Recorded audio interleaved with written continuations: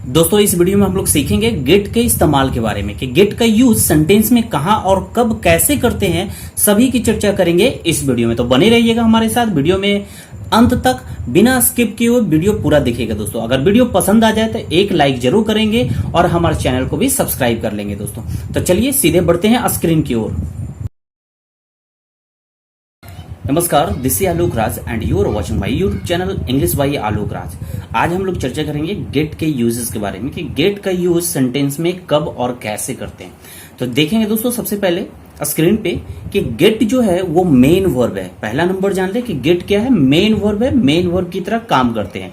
इसलिए जितने भी मेन वर्ब होते हैं उसके अपने फॉर्म होते हैं। तो देखेंगे स्क्रीन पे गेट GET गेट वो MB1 यानी मेन वर्ब फर्स्ट फॉर्म में कहे जाते हैं। Got MB2, got MB3। Yes, MB2 and MB3 दोनों इक्वल है, गॉट गॉट बोला जाता है एंड MB4 गेटिंग बोलते हैं। ठीक है, ये गेट का फॉर्म हो गया, get got got getting. Okay, अब सबसे पहले आते हैं गेट का यूज सेंटेंस में अलग अलग मीनिंग के अनुसार किए जाते हैं। तो यहां देखेंगे पहला जो मीनिंग निकलता है गेट का वो प्राप्त करना। जब कोई चीज हमें मिलता है, हम कोई चीज पाते हैं या फिर कोई चीज हमें मिलता है, मीनिंग वही है, प्राप्त करना, मिलना या फिर पाना, मीनिंग सेम रहेगा गेट का। ठीक है, तो जैसे देखेंगे इस टाइप का मीनिंग रखने वाले सेंटेंस कैसे आएंगे आपके सामने।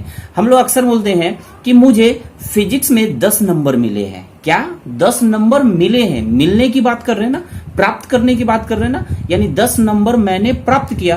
तो जब ऐसा सेंटेंस आपके सामने आए तो आप गेट का इस्तेमाल करोगे। तो ध्यान रखेंगे गेट का सेकेंड फॉर्म का इस्तेमाल करेंगे इस सेंटेंस में, क्योंकि नंबर मुझे मिल चुका है। क्या हो गया है? मुझे मिल गया है। कहीं ना कहीं पास्ट की बात है, तो इसलिए हम इसे बोलेंगे I got 10 marks in physics. I got 10 marks in physics. Okay, अब अगला देखेंगे I got a letter from Ramesh yesterday. मुझे रमेश से एक पत्र कल मिला। मुझे रमेश से एक पत्र कल मिला। तो यहां देखेंगे यहां भी मिलने का सेंस आ रहा है, यानी प्राप्त करने का, यानी मुझे एक लेटर प्राप्त हुआ, मिला किससे? रमेश से कल।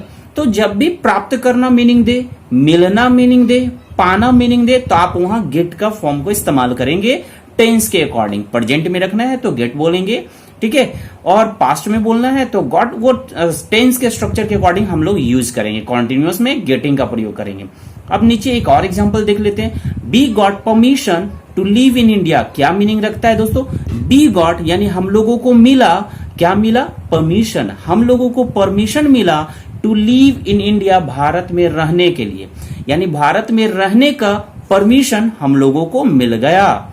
जब इस ढंग से मीनिंग रखता हो गेट का, यानी प्राप्त करना, मिलना, तो वहां पर हम लोग गेट का इस्तेमाल करेंगे। ओके दोस्तों, अब देखेंगे एक और कंडीशन आएगी जहां पर हम गेट का मीनिंग थोड़ा सा बदल जाता है। क्या होता है देखेंगे। गेट का सेकंड मीनिंग होता है होना। जी हाँ, जब भी आप बात कर रहे हो होना, किसी चीज की होने की, तब वहां भी आप गेट का इस्तेमाल करेंगे। चलिए समझते हैं एग्जाम्पल से। You are getting angry. जब हम लोग बोलते हैं तुम गुस्सा हो रहे हो, तुम गुस्सा हो रहे हो, क्या हो रहे हैं? गुस्सा होने की बात कर रहे हैं। जब भी होने की बात करेंगे तो आप गेट का इस्तेमाल कर सकते हैं। तो देखेंगे यहां पर गुस्सा हो रहे हैं, कॉन्टिन्यूअस की बात कर रहे हैं, इसलिए गेट का हम फोर्थ फॉर्म का इस्तेमाल करेंगे। You are getting angry. क्या बोलेंगे? You are getting angry. देखेंगे अगला example. Radha is getting fatter and fatter day by day. हम लोग अक्सर बोलते हैं दोस्तों कि तुम मोटे होते जा रहे हो। क्या होते जा रहे हैं? मोटे होते जा रहे हो। कॉन्टिन्यूअस में हम दर्शा रहे हैं, क्या? होने की बात कर रहे हैं, होते जा रहे हो, होने की बात कर रहे हैं। तो जब भी होने की बात करेंगे तो हम गेट के फॉर्म का इस्तेमाल करेंगे, राइट। तो यहां देखेंगे बोल रहा है कि राधा दिन पर दिन मोटी होती जा रही है। तो इसका कैसे जब बनाएंगे हम लोग, ट्रांसलेट करेंगे। Radha is getting fatter and fatter day by day. यहां फैटर एंड फैटर 2 बार इस्तेमाल किया गया है। कंपैरेटिव डिग्री को, ये डिग्री का पार्ट है दोस्तों, डिग्री में हम लोग चर्चा करेंगे इसके लिए। अभी यहां ध्यान रखेंगे कि यहां गेटिंग का इस्तेमाल हुआ है, जिसका मतलब होना। राधा इज गेटिंग, राधा हो रही है मोटी, डे बाई डे, दिन पर दिन। ठीक है, तो इस ढंग से इस्तेमाल करते हैं। और हम लोग अक्सर बोलते हैं कि अंधेरा हो रहा है। क्या हो रहा है? अंधेरा हो रहा है। तो क्या क्या मैंने बोला कि अंधेरा हो रहा है, हो रहा है, फिर होने की बात हुआ है, तो अब आप गेट का इस्तेमाल करेंगे। कॉन्टिन्यूअस में रखना है, यानी हो रहा है, प्रेजेंट का है, तो बोलेंगे it is getting dark, it is getting dark. Okay दोस्तों, अगला देखेंगे, वी आर गेटिंग लेट, हम लोगों को देरी हो रही है। फिर यहां हो रही है की बात किया है ना, हम लोगों को देरी हो रही है, तो क्या बोलेंगे? We are getting late. अब यहां सारा का सारा सेंटेंस कॉन्टिन्यूअस में रखा गया है, आप टेंस के अकॉर्डिंग गेट का इस्तेमाल कर सकते हैं, है ना। जैसे कि मैं गुस्सा हो गया, आई गॉट एंग्री, तुम गुस्से हो गए, तुम गुस्सा हो गए, यू गॉट एंग्री। इस ढंग से आप लोग बोलोगे टेंस के अकॉर्डिंग। तो यानी यहां गेट का एक तो पहला मीनिंग रखता है प्राप्त करना, मिलना, पाना, एंड दूसरा मीनिंग गेट का हो गया होना। जब भी होने की बात हो तो गेट का इस्तेमाल करेंगे, राइट। अब एक और देखेंगे दोस्तों, गेट का मीनिंग होना ही रहेगा, मीनिंग होगा होना, लेकिन ऊपर वाले सेंटेंस में जो था यू आर गेटिंग एंग्री, तो गेटिंग के बाद एडजेक्टिव जनरली आ रहे थे। क्या आ रहे थे? एडजेक्टिव आ रहे थे। लेकिन यहां गेट के बाद एमबी थर्ड यानी मेन वर्ब जब आएंगे तो उसे हमेशा एमबी थर्ड फॉर्म में रखेंगे। ध्यान रहे, आई रिपीट, कि गेट के बाद अगर गेट जो खुद मेन वर्ब है और उस मेन वर्ब के तुरंत बाद भी कोई दूसरा मेन वर्ब आ जाए तो उसे आप हमेशा एमबी थर्ड में रखोगे, मेन वर्ब के थर्ड फॉर्म में रखोगे। गेट के तुरंत बाद कोई भी मेन वर्ब आएगा हमेशा थर्ड फॉर्म का इस्तेमाल होगा, लेकिन मीनिंग होना ही होगा। मीनिंग क्या होगा? होना ही। जैसे देखेंगे, डोंट गेट डिसअपॉइंटेड, यानी नाराज मत हो। डोंट देखेंगे, डोंट गेट डिसअपॉइंटेड मतलब उदास मत हो, उदास मत हो, हताश मत हो, ठीक है। तो मत हो, होने की फिर बात कर रहे हैं ना। डोंट गेट डिसअपॉइंटेड, डिसअपॉइंटेड यानी हताश मत हो, ठीक है। अगला एग्जांपल देखेंगे, I got married to Preeti.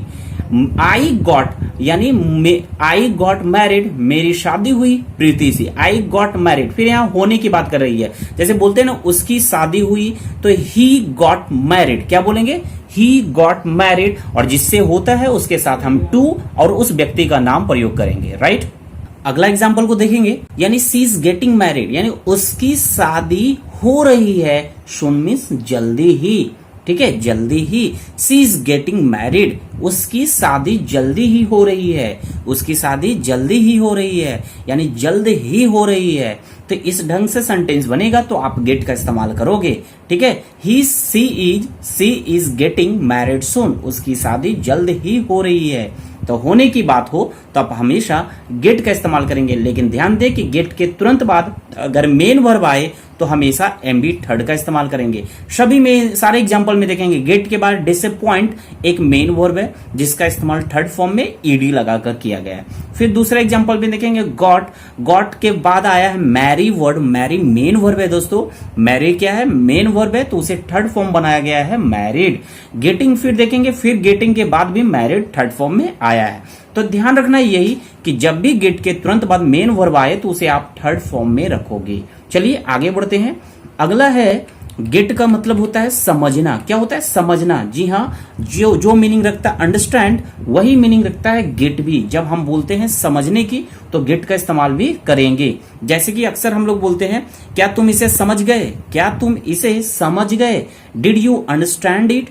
Did you understand it? तो वहां पर हम लोग बोल सकते हैं अंडरस्टैंड के जगह पर गेट का इस्तेमाल करेंगे। Did you get it? Did you get it? क्या आप इसे समझ गए? ठीक है। या फिर कोई आंसर देना चाहता है तो yes I understand it, yes I understood it. क्या बोलेंगे? बोलेगा, आंसर देगा जो यस आई अंडरस्टूड इट, यहां मैं समझ गया हूं। तो इसके लिए अंडरस्टूड के जगह पर हम गेट का सेकेंड फॉर्म इस्तेमाल करेंगे, yes I got it, yes I got it. ठीक है।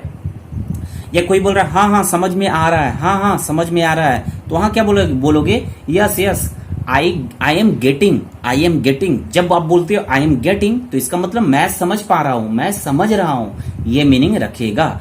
तो ये समझ गए, गेट का मीनिंग समझना भी होता है। जैसे मैं अभी बोलूंगा got it question mark, last में बोलने का टाइम में तो जब बोला जाता है तो वहां क्वेश्चन मार्क होता नहीं है, आपको समझना पड़ता है उसका एक्सप्रेशन से। तो जैसे मैं बोलूंगा गॉट इट, इसका मतलब है मैं प्रश्न पूछ रहा हूं, समझ गए? ठीक है। गॉट इट यानी did you get it, did you get it? क्या तुम इसे समझ गए? तो बोलेगा yes I get it, I got it, मैं इसे समझ गया। तो गेट का मीनिंग समझना भी होता है। पहला होता है प्राप्त करना, पाना, दूसरा होता है होना, एंड गेट का मतलब समझना भी होता है। तो ये 3 तरह का मीनिंग रखता है गेट, जो आप लोग इस वीडियो में सीखे हैं दोस्तों। तो चलिए नेक्स्ट वीडियो में फिर मिलेंगे एक नए टॉपिक के साथ। तब तक के लिए दोस्तों इस वीडियो को आपको पसंद आया है ये वीडियो तो एक लाइक जरूर कर देंगे, हमारे चैनल को भी सब्सक्राइब कर लेंगे।